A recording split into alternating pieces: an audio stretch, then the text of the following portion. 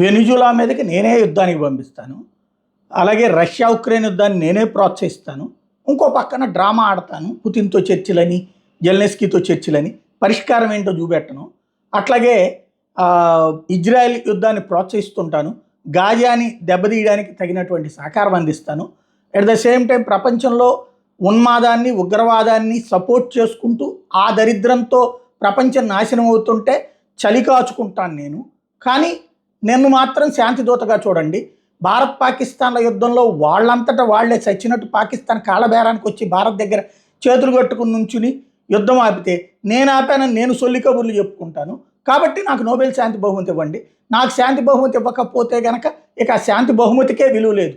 Trump అనేవాడికి Nobel బహుమతి ఇస్తే నిజంగానే నోబెల్కి విలువ ఉండదు. ఇప్పటికే నోబెల్కి విలువ లేదు, ఇప్పుడు ఆ నోబెల్కి విలువ శాంతం పోతుంది. కాకపోతే ఆయన ఓపెన్ ఏడుపు, నాకు నోబెల్ ఇస్తావా లేదా, నాకు నోబెల్ ఇస్తావా లేదా అనేటటువంటి విచిత్రమైనటువంటిది బ్రహ్మానందం గారి సినిమాల్లో డైలాగ్ టైప్లో వ్యవహరిస్తున్నాడు.